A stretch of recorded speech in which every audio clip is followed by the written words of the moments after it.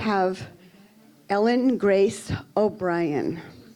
She's going to be talking to us about life in dynamic balance, how to prosper without losing your soul. Please welcome Ellen Grace O'Brien.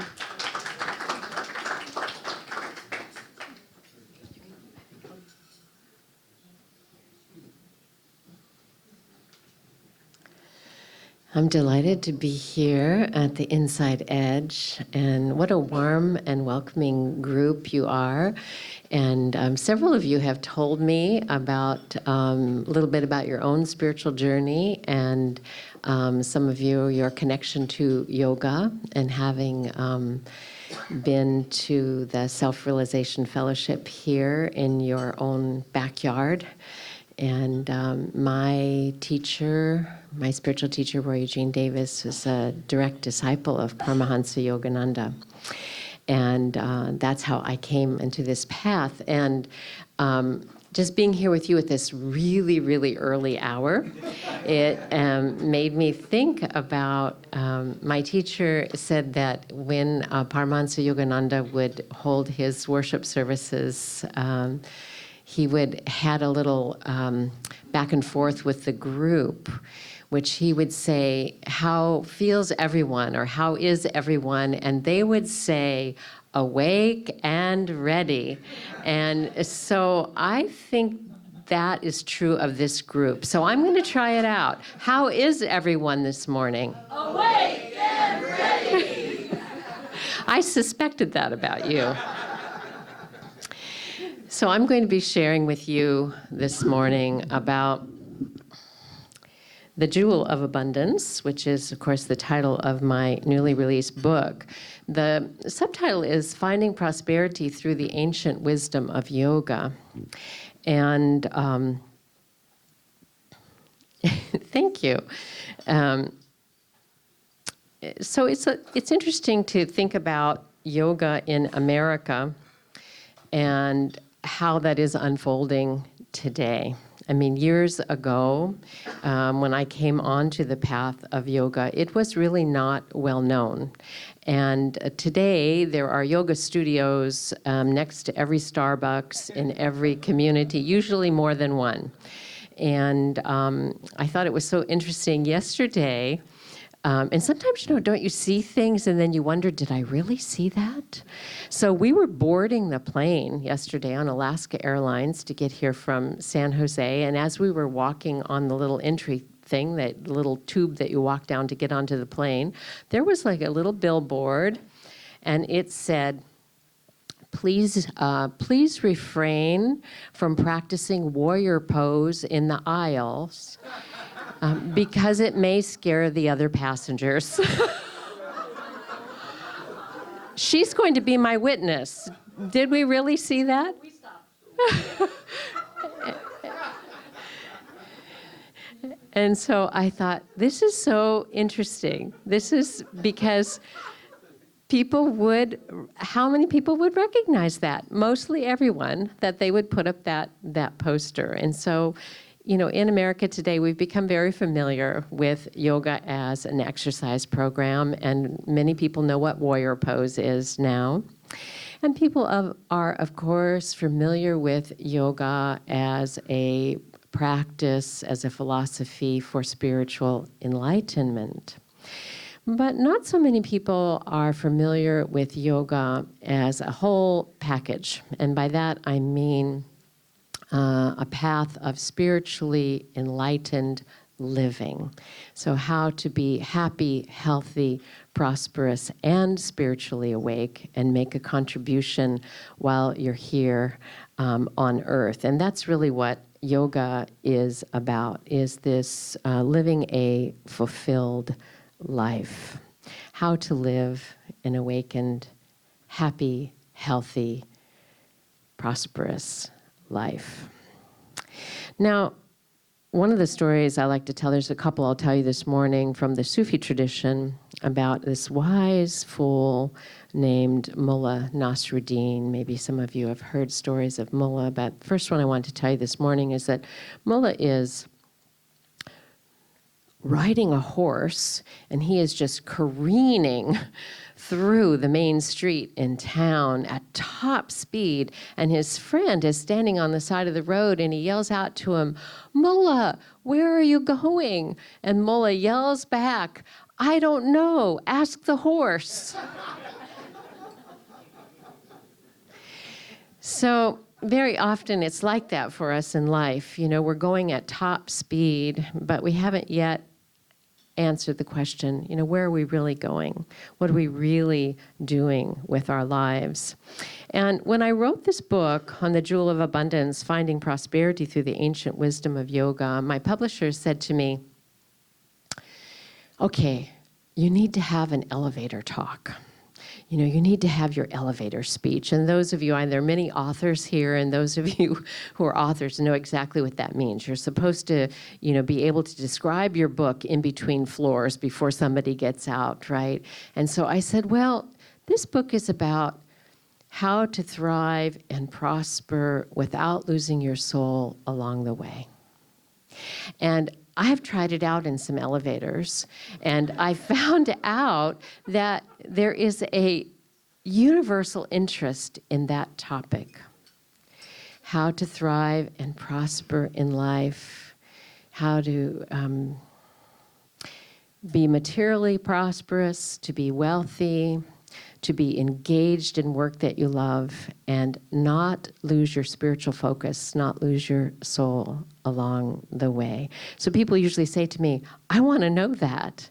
And that's because, you know, for me, that's what I needed to learn as well.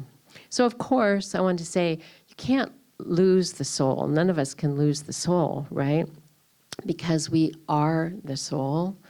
However, we can lose contact with the soul.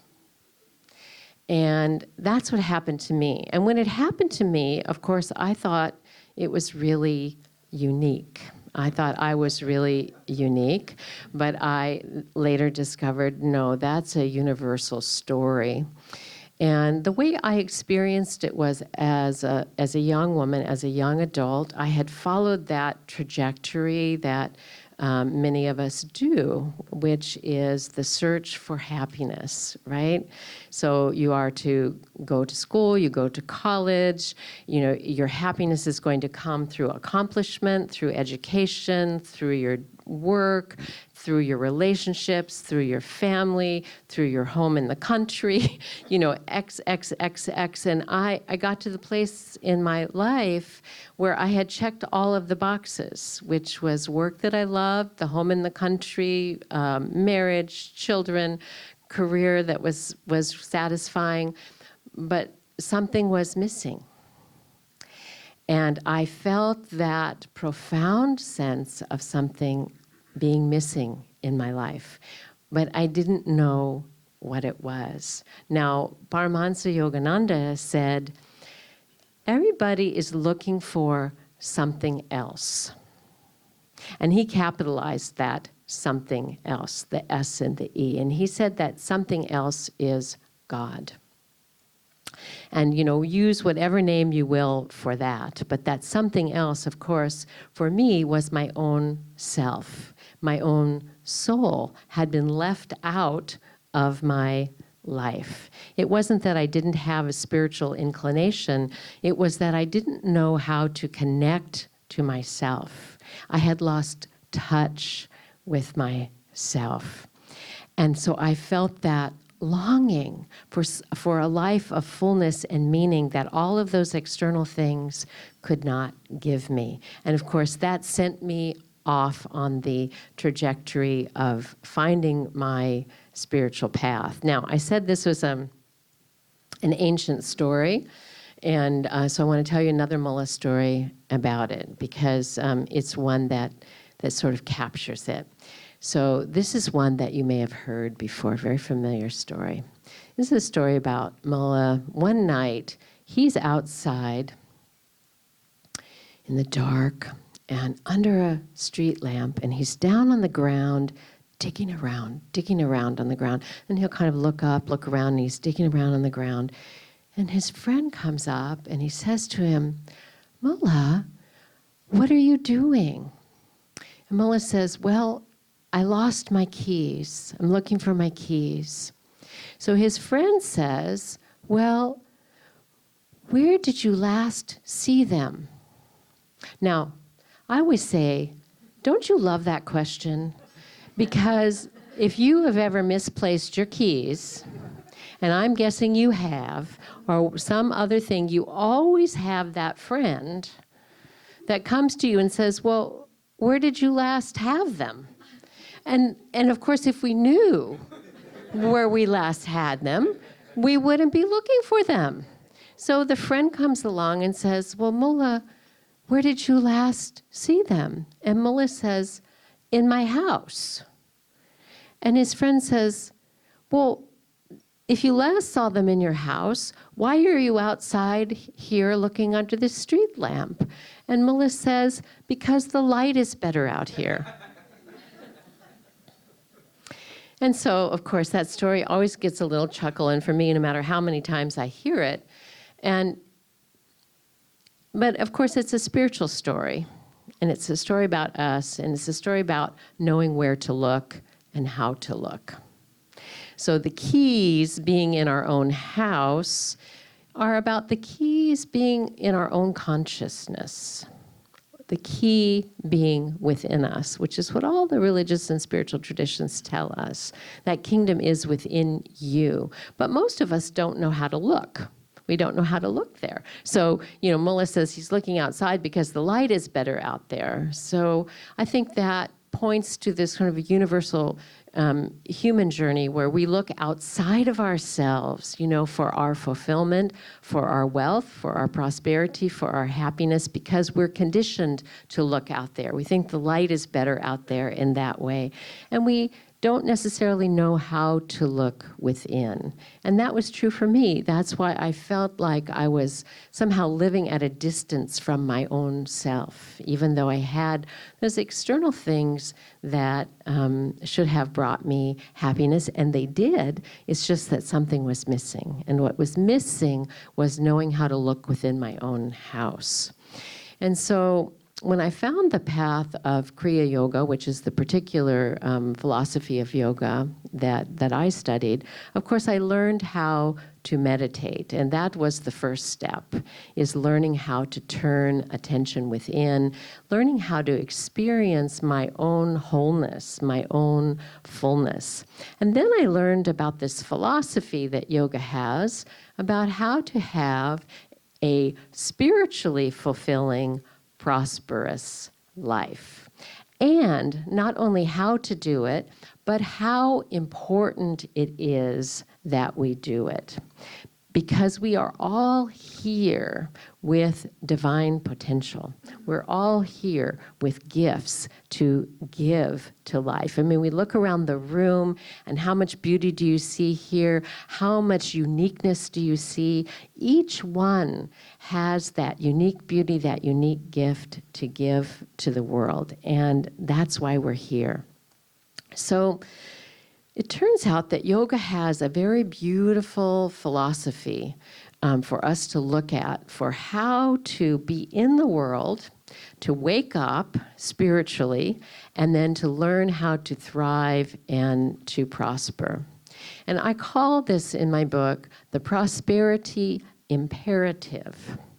And by that imperative, I mean that there is a call within us that is the call of life itself, that's a divine calling, if you will, for us to thrive and to prosper and to be what I call the growing edge of love in our world, to be the growing edge of love, to bring forth the gifts that we are here to bring forth.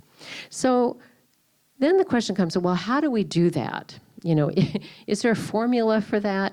And it turns out that, yes, there is. So I'm going to just read a little bit to you here, and we'll take it from there. The inclination to thrive, prosper, and fulfill our potential is the natural impulse of our divine capacity as spiritual beings. The same energy that gives birth to stars in the cosmos inspires music, literature, architecture, medicine, dance, technology, any and all forms of creative expression and manifestation. That energy is unlimited. It pervades all of nature, relentlessly encouraging all of life to realize its full potential. Thrive, thrive, it implores. It whispers in our dreams and stirs our imagination with its evolutionary call. Prosper, live your full life.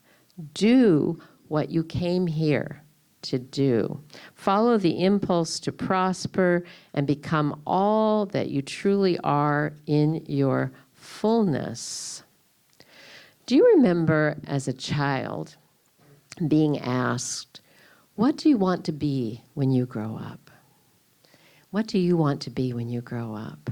And I think we're still asking kids that question today, because we have this understanding that there is this potential unfolding.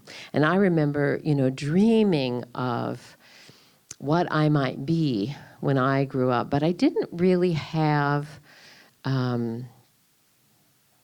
template for that, other than cultural expectations of what was possible for me. So over the years, I've heard many spiritual seekers share a similar story, and they often say something like, wouldn't it be great if life came with an instruction manual?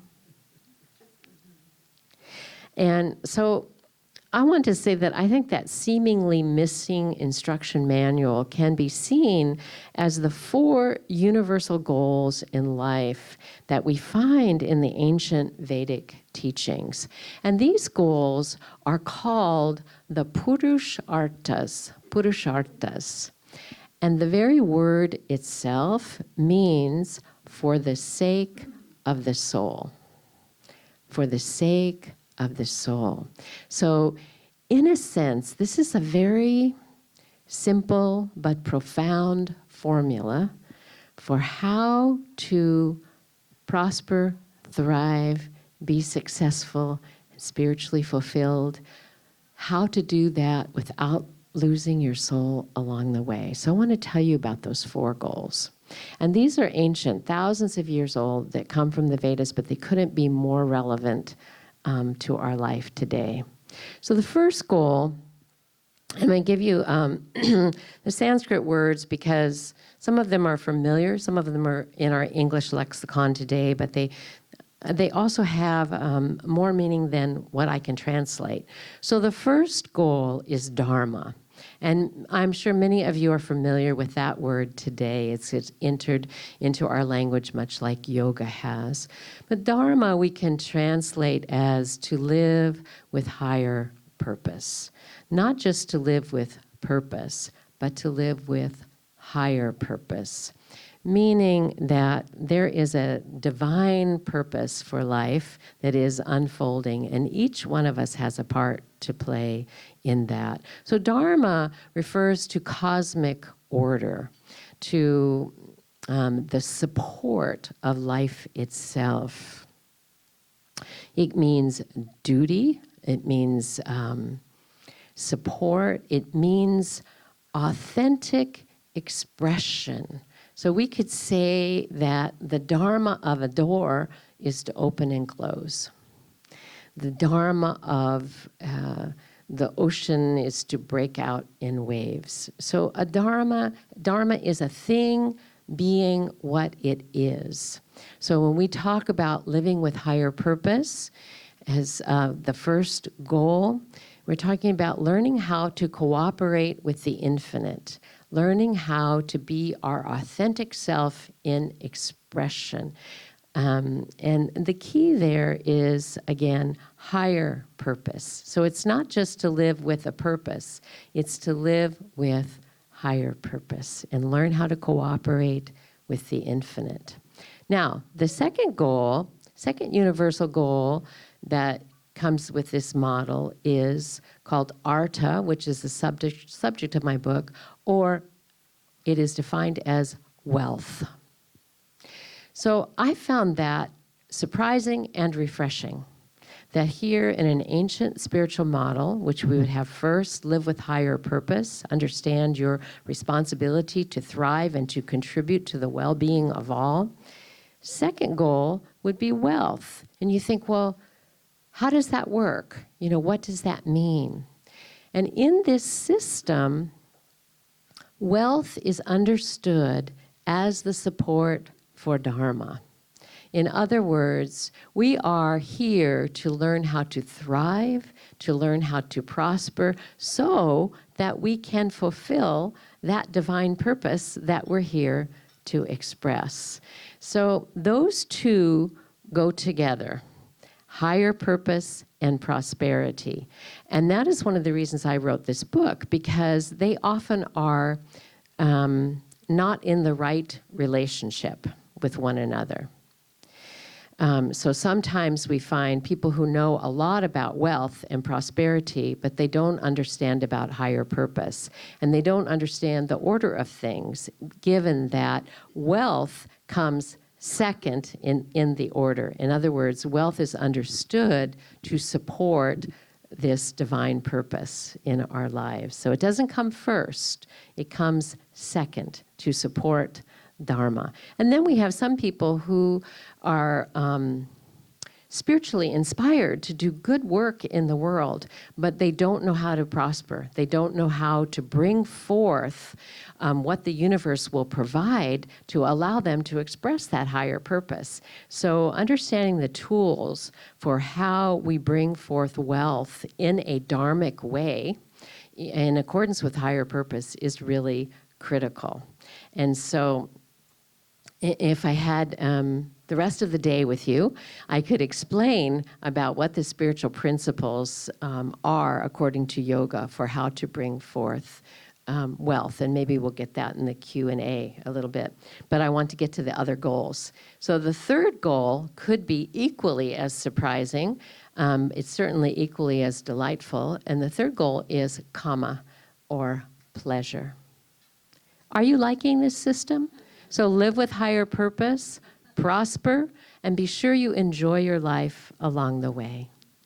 And I'm sure many of you have heard the biblical phrase, what does it profit a person if they gain the whole world but lose their soul along the way, right? So we find also in this ancient Vedic system that it is critical for us to enjoy our life. And I'm sure you have seen people, or it may have even happened to you, that become so involved in trying to do the work that they're here to do that they forget all about enjoying life, right? So this is a critical, there's only 4 goals. So for the third one to be, hey, remember to enjoy your life, is really critical. And then the fourth goal is called moksha, or enlightenment, liberation of consciousness. So we are here to wake up completely, to be spiritually enlightened in this lifetime. So it's taught in the yoga system that the greatest goal, the greatest detriment, that we have to spiritual liberation, to enlightenment, if you will, is our belief that it's not for us.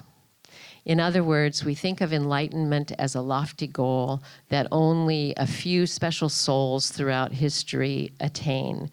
But if you read the teachings, every single enlightened teacher will say that same potential is within you. That same potential indwells each and every one of us. So this fourth goal says, don't put that off. Don't think it's about somebody else. It's for you. It's for you to realize liberation in this lifetime and to wake up completely. So those are the 4 goals: to live with higher purpose, to learn how to prosper, learn how to cooperate with the infinite so that you can make the contribution that you're here to contribute. And remember to enjoy your life along the way. And while you're at it, wake up fully, experience freedom in this lifetime. So higher purpose, prosperity, pleasure, enjoy your life, and liberation, freedom. So one of the things I want to share too is that, as I mentioned in the beginning, that this process of thriving and prospering, living in accordance with these four goals. And remember, the Purusharthas mean for the sake of the soul. So you're here to fulfill your divine potential, but not just for yourself, because we are all connected in this world. I think we know that, right? So nobody prospers in isolation. So we're here to offer what we have to offer for the well-being of all of the world. And it's critical that we do that. That's why I called it the prosperity imperative. And it's especially important in our time, isn't it? That we learn how to contribute what we're here to contribute for the well-being of all. And that's really about changing our consciousness from a materialistic consciousness to a spiritual consciousness, and learning how those two, so-called two, live together. And what I mean by so-called two is that yoga says this world is an expression of consciousness, and there is no real separation between the material world and the spiritual world. It's all spiritual. It's all one life, one reality in expression. So I want to share with you about this prosperity imperative and why it's so important in our time. Let me just find that passage to share with you.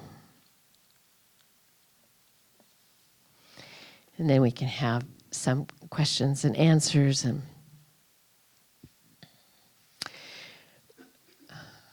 we live in an awakening world, in a time of individual and global awakening to the great truth that life is one. That's a capital O. Life is one. And that one life is God, whatever name you want to call it: spirit, life, presence, God. As life is God in expression, it is whole, complete, it is abundant, and lacks nothing. Awakening to this wholeness brings the experience of radical prosperity or sufficiency, and with it, a new way of living. There is enough for all in God's economy. It's time for us to shed the idea that one person's good is another's loss, and to rise to the truth that all can and must prosper. It's a time to free ourselves and our world, our children and our grandchildren, from the specter of scarcity. Many times, students have asked me, if there's no lack in God, why do we see it in our world? We see it because we have collectively believed in it. We have structured our lives and our world by that belief. The lack we perceive in our world is not a problem with the source. It is a spiritual development problem. Humanity is right now like a toddler with a power tool or a computer. The power is there, the potential is there, but we don't yet fully understand and know how to put it to good use. We are awakening to our potential to create a prospering world that works for everyone.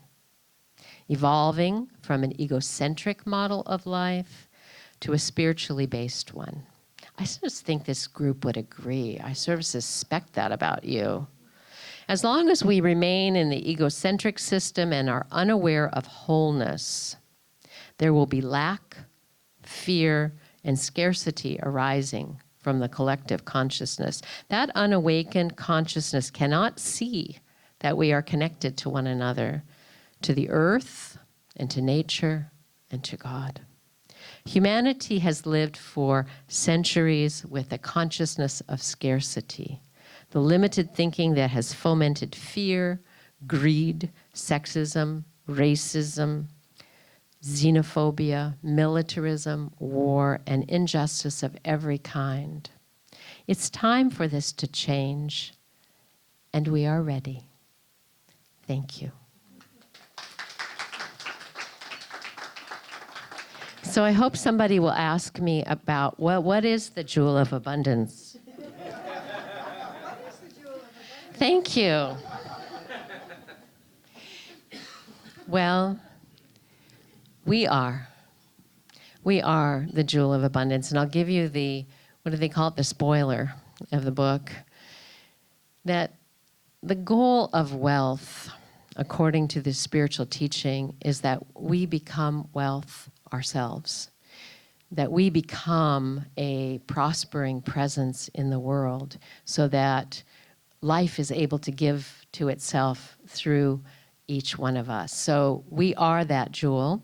But the title of the book comes from prosperity principle that we find in one of the scriptures of yoga, which is Patanjali's Yoga Sutra. And it gives there the key to wealth, which is so interesting. And it's stated this way. It says, one who is established in non-stealing experiences the jewel of abundance. That person who is established in non-stealing experiences the jewel of abundance. So that's where the title of the book comes from. And then we think, well, what does that mean, right? So this philosophy looks at these teachings, from the physical, material level to the subtle planes, inner planes, as we understand it. So most of us understand what stealing is, right? We stopped our shoplifting when we were kids. Come on now. Everybody tries something like that one time, right? But this is, of course, it's about don't take what does not belong to you. But this is a very profound teaching. And when we look at the core of it is about don't steal, in a sense, don't lie, don't take from others what is rightfully theirs. At the core of it, it has to do with our thinking, with our mind, because we only take from others when we have a mindset that says, I don't have it, and I need to get it from someone else. So whether that's credit from someone else, whether it's praise, whether it's someone else's work that we copy from the internet and pass on, whether it's someone else's committed partner, whether it's living beyond our means in a way that takes from the earth resources that should be shared.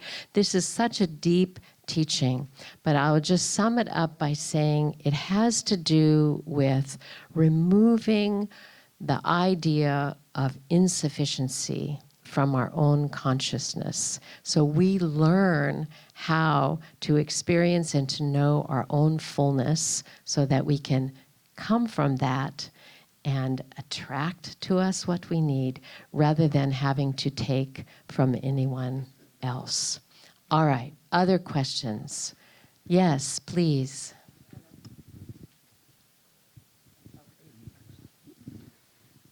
Well, I want to see if I can make this concise. I've been very blessed. I've had a major spiritual experience when I was in high school, and that changed my life. And I became a therapist, which brought together my mind and my heart. And I used both in my work, which was very fulfilling. I loved it. And of course, by doing that, I became prosperous because people paid for that. But this connection between mind and heart, I guess I understand that the mind is for the spiritual, for the material world to figure stuff out.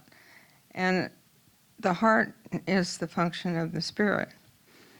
But now, at this point, it seems to me that my mind won't shut up. I mean, I love the spiritual, but my mind is always deciding, well, what am I going to do next, and how much do I have to get done today, and when am I going to do that? And I can't turn it off. So I'm wondering if where that problem comes from, and how does it function in this setup that you have? Thank you so much for that question. And that too is a universal experience.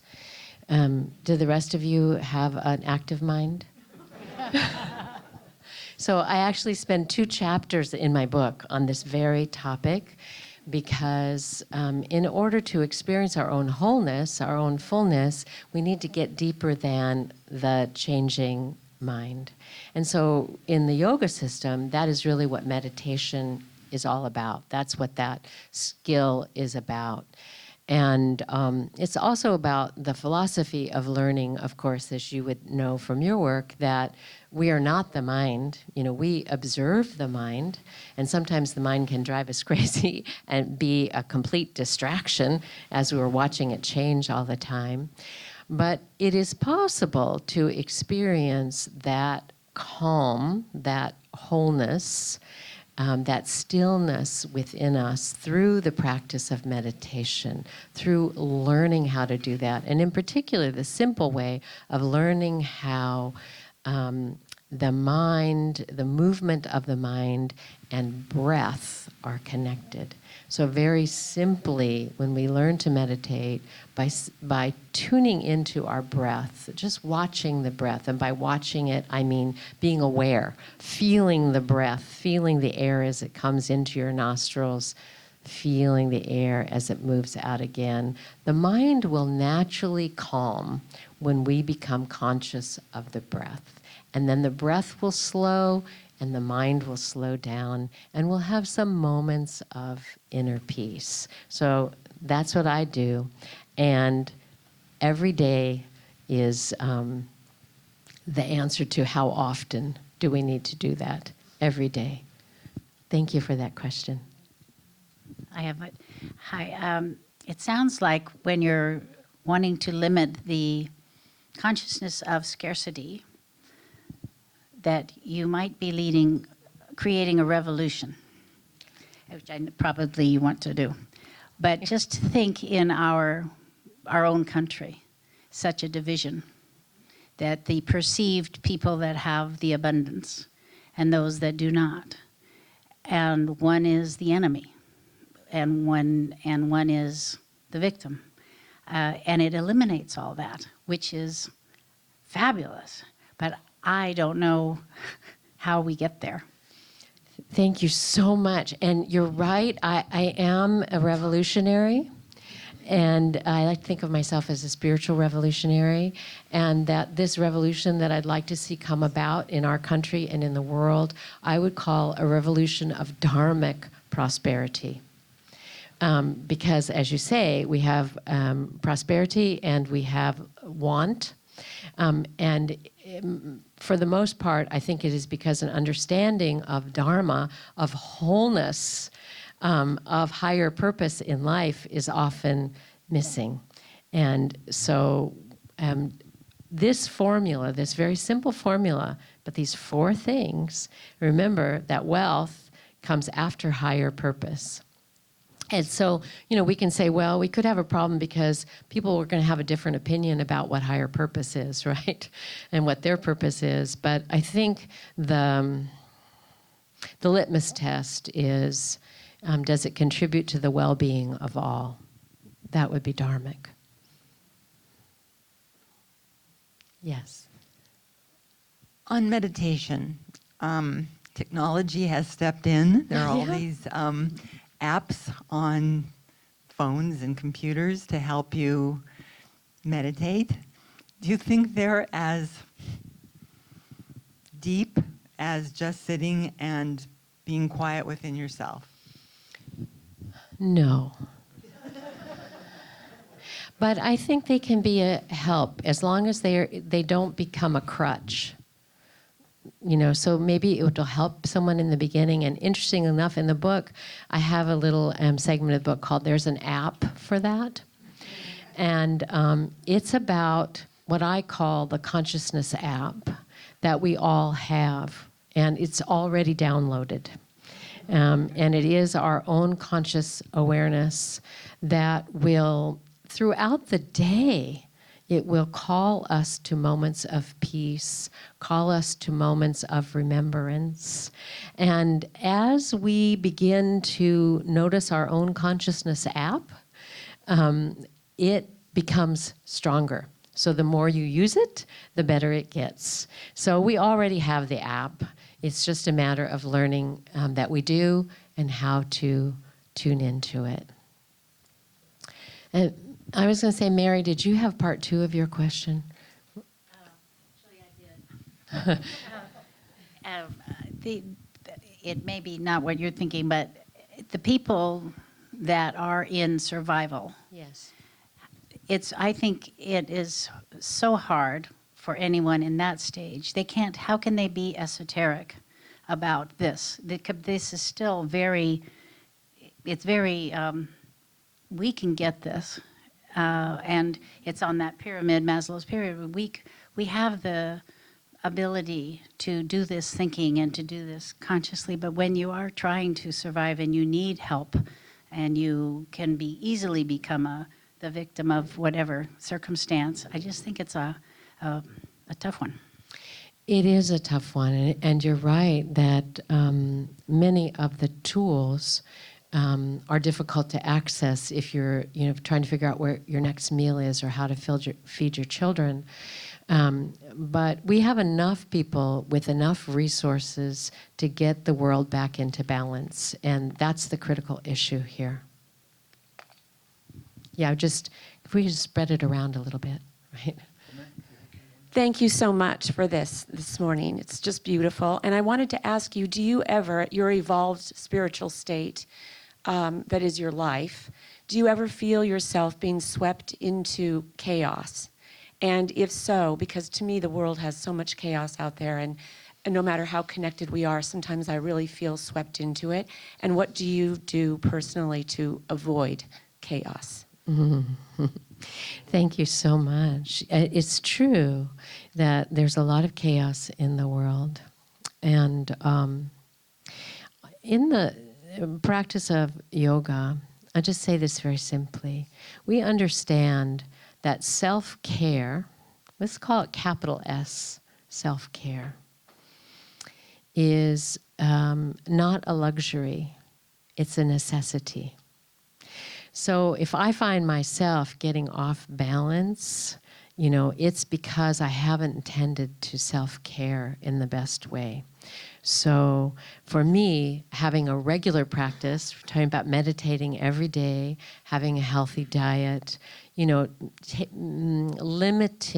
the amount of time I would watch the news or even what I would watch on the news, those kinds of ways of self-care are critical to not losing my balance. So I have a preventative system to begin with, which is not getting too tired, that kind of thing. But of course, right now, I'm traveling a lot, and so there's that tendency. So I kind of have a list of things that I know will help bring me back into balance. In the path of Kriya Yoga, the first teaching of what constitutes Kriya Yoga is self-discipline.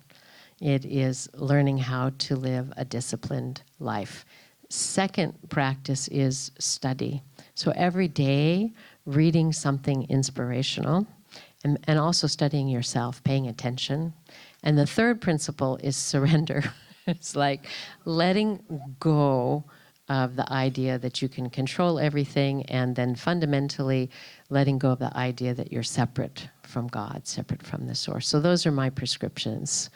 Those top 3, self-discipline, self-study, and self-surrender.